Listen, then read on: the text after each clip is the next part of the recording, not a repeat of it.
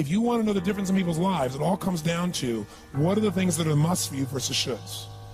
So let me tell you this. We said to have an extraordinary life, you got to have an extraordinary psychology, right? Extraordinary psychology means you got to live in an extraordinary state. To be in an extraordinary state, you got to condition your nervous system, your body, your physiology and focus to be at their best. Do you agree with this? Yes or no? Then to do that, though, you can do that. Why doesn't everybody? Not because you can't. We all have the ability. It's because of our standards. I remember a time early in my career, I was about 24, and I went to do a seminar in Boston. And in those days, a big seminar for me was like 125 people. And it was a 3-day seminar, and we worked around the clock, and people made such extraordinary changes in their life. And at the end of it, I was feeling so fulfilled. I was thinking, my God, I'm 24, maybe 25 at the time, and I am so happy because I have found my mission in life. I'm doing what I love. It's making a difference in people's lives. This is extraordinary. So we finished about midnight on the Sunday night. And around midnight, you know, I'm still wound up, so I don't feel like going to bed. So I decided, okay, you know, let me take a walk here, and I decided to go through Copley Square. If you've been through Copley Square, you know it's a pretty neat place. Because in Copley Square, you can look up and you can see buildings that were here before we were known as the United States, and beside them you see skyscrapers that are new. It's a pretty cool place. So I'm walking around midnight on Sunday night. There's nobody in Copley Square midnight on Sunday night. And I'm walking along, and I see this guy in the distance, and he's kind of stumbling back and forth between the gutter and the sidewalk. He had a long trench coat on, his head's down like this, he's holding a brown bag, and I can start to smell him even before I get there, and I'm thinking, you know, this guy's obviously drunk. And as I started to get closer, I thought, I bet he's going to beg me for some money. And sure enough, whatever you focus on life tends to happen, doesn't it? So sure enough, he gets real close to me, and I thought all of a sudden he wasn't going to do it, and all of a sudden he popped his head up. It was really weird. He went, Mister! He had this really bizarre looking sounding voice. He went, Mister, could you loan me a quarter? And I thought, do I want to reward this behavior? And then I thought, I don't want him to suffer. Do you have this dilemma sometimes? Like, you know, I'm not here to judge. So years ago I finally decided I always just give. Even if the person's pulling a scam, that's for them to deal with. If I have the ability, then I give. And so I thought, but could I teach him something? So I asked him a question back. I said, is that all you want is a quarter? So he goes, yeah, just 1 quarter. 1 quarter changed my whole life. 1 quarter. I said, really? He said, yeah, 1 quarter. So I reached in my pocket, and I pulled out my money clip. And in those days, I was, you know, very young, just starting to succeed. And my original mentor was a man named Jim Rohn. I don't know, how many have heard of Jim Rohn? Yeah, he's a great guy. And Jim told me, he said, Tony, look, you've come from a poor background. You got a poor psychology. You got to change it. He said, you don't have any money, so pretend you do. He said, start training your brain, condition it. He said, go save all your money, get $300 bills, and put them on the outside of your money clip, even though you only have $5 in between them. So every time you put it out, you'll see that, you'll feel inspired, you'll feel better. He said, you'll feel better, you'll do better. So I was like, okay. So I did. So I pulled my money clip, and sure enough, I got $300 bills down. I made sure he saw the bills. So I'm tearing through that, right? Looking in between there, see if I can find some change. But I made sure he saw it. Sure enough, he's looking at the $100 bills, checking it out. I find the quarter, I pull it out, take the money, put it in my pocket. I notice he's watching my hand going into the pocket. I took the quarter and I looked at him and I said, sir, life will pay any price you ask of it. And I gave him the quarter. And then something really interesting happened. He took the quarter. He looked at the quarter. He looked at me. He looked at my pocket. He looked back at the quarter, looked at me, looked at my pocket, looked at me again, looked at the quarter, looked at my pocket, looked back at me and said, you're weird. And then he shuffled on off like this, right? And I thought to myself, wow, what's the difference between him and me? I mean, I was 24, 25 at the time, doing what I love most, had my mission in life, and he's in his early 60s, drunk on the street, begging for quarters. What's the difference?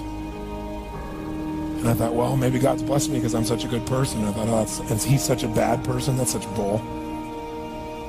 And I thought, wow, maybe the answer to that question is what I just told him. Life will pay whatever price you ask of it. But you know what's interesting? You got to ask intelligently. In the Bible it says, ask and you shall what? Yeah, pretty good formula. You ought to look into it. But you know what? It says, ask and you shall receive, but I'm sure it meant ask intelligently. I'm sure that's what God meant. I'm sure he didn't mean bitch and you will receive. Whine and you will receive. I don't think that was the instruction. Now, if you were going to ask intelligently, there might be 5 elements of that. Number one, you'd have to ask specifically, wouldn't you? You wouldn't ask in a general way. People do it all the time. They go, I want more money. Fine, here's $1, get out of here. Very often you're getting what you're asking for. You're just not aware of how general you're asking. Clarity is power. The more clear you are about exactly what it is you want, the more your brain knows how to get there. Your brain is a servo mechanism. It's like a bomb. Those bombs, those missiles, they have a servo mechanism. So if the target moves, it knows what the target is, it follows it.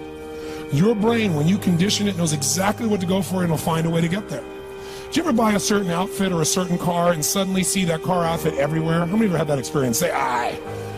How come that car outfit's everywhere? It always was everywhere, but now you notice it.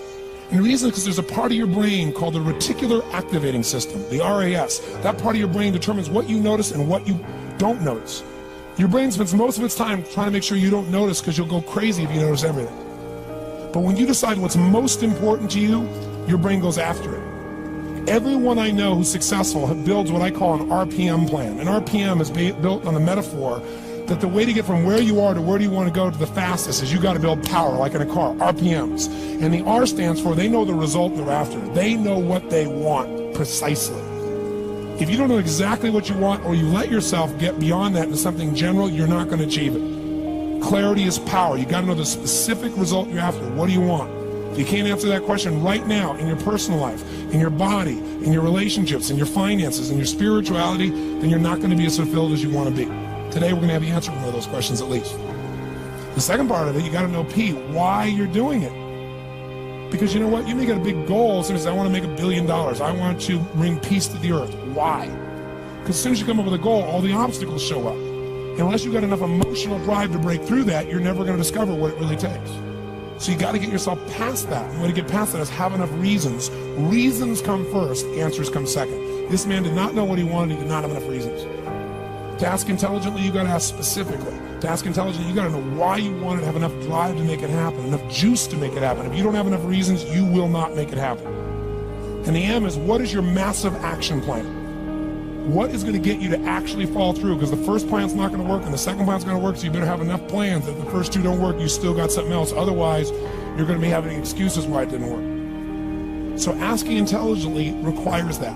So if we're going to be extraordinary in our results, we've got to be in an extraordinary state. We've got to know what we want and we got to go use it.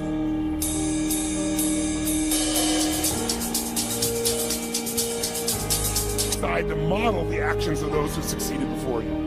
It can be the best financial time, the best emotional time, the best spiritual time of your life, but you better take control of your state. And if you think you're going to do it just by today, you're wrong. You're going to need to get yourself some rituals. Right now, every one of you in this room is controlled by your rituals. I don't just mean this one.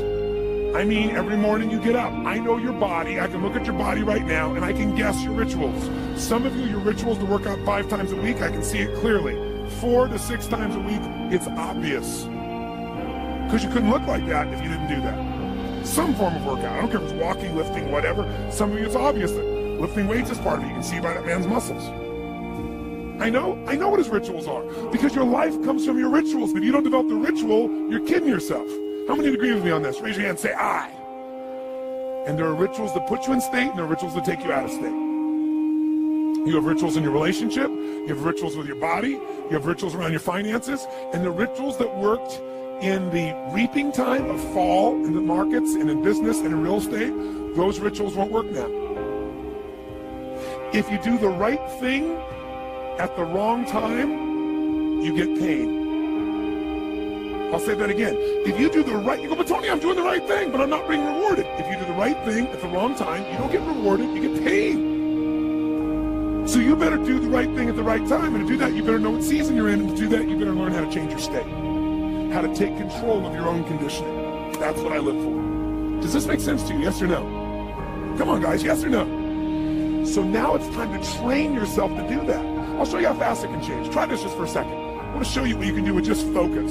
Try this for a moment. I'm going to give you a test. Sit up in your chair with some energy. Make sure your buddy next to you is in a strong state. If otherwise, adjust their state. Come on, change their physiology. What are they going to do? See if they're ticklish. That might help. Now do this. I want you to look around this room right now and find everything in this room that you can find that is brown as fast as you can. Look for brown, look for brown, look for brown, look for brown.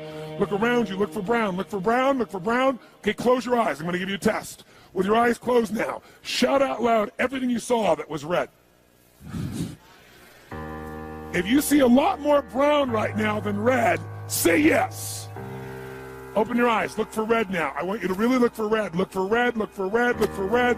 Anything you can find that's red, look for red. All around you, look for red. Raise your hand if you found more red this time and say I. Why did you find more red this time? Because seek and you shall. That's right. Whatever you focus on, you're going to find it. In fact, let me tell you something. You'll even find it when it's not there.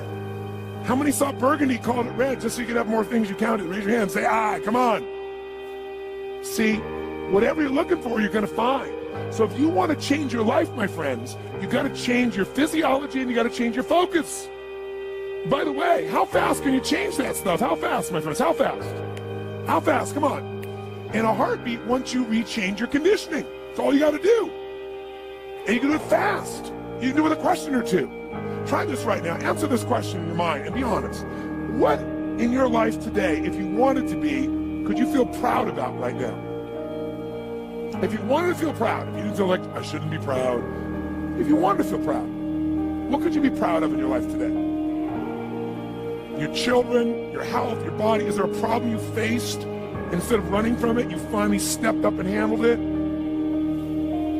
What could you feel proud of in your life today? If you wanted to feel proud. How many can think of something? And when you think about this thing you're proud of, what about that makes you feel proud? What do you focus on that makes you feel proud? How do you breathe when you really start to feel proud? What's the kind of look on your face that starts to happen when you let yourself feel proud? How does that feel? Think of another area of life. Think of an area of life that you're grateful for. Or I'm not grateful. If you wanted to be grateful, what's an area you could feel grateful for? What could you feel grateful for if you really wanted to feel grateful? How many can think of something you can feel grateful for? Let me switch your hands. And what about that are you grateful for? What do you focus on that makes you feel grateful? How does it feel when you're really, truly feeling filled with gratitude?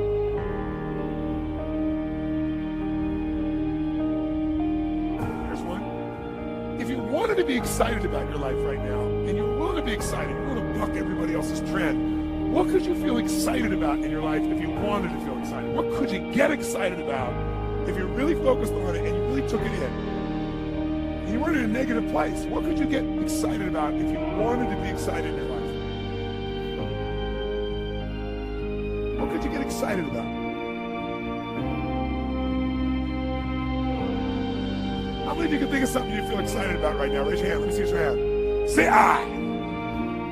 When you're really excited about it, what about that excites you? Or when you're really excited, how do you feel? How do you speak? What's your life like? By the way, when you're excited, does it tend to touch other people? Yes or no? Absolutely. By the way, do people have a tendency, but who feels different right now than just even a couple moments ago? Raise your hand and say, I. Why? Because focus is controlled by questions.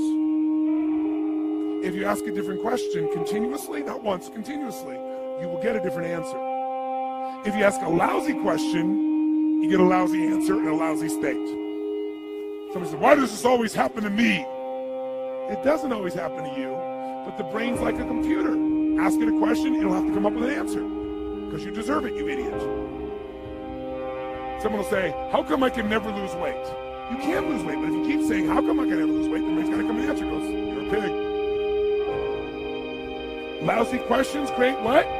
Lousy answers. Ask a better question, get a better answer. Now here's what I want you to get. I want you to get that you can change your state. How fast, guys? How fast? How fast?